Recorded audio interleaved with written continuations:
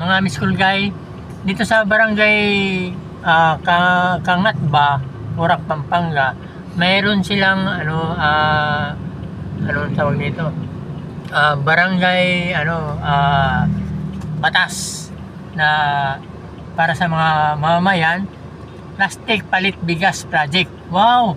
Sana ganun mga Miss Kulgay, 1 kilo plastic, 1 kilo rice ang ipapalit sa 1 bottle. So guys, mayroon kang 1 bottle na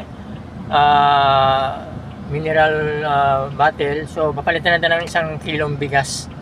Oh, wow, sana all, sana 1. So ikaw, how about you, Miss? Mayroon kang 1 bottle, palit 1 kilo bigas.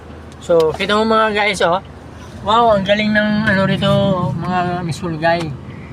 Sana ganyan sa Maynila, Miss Kulgay.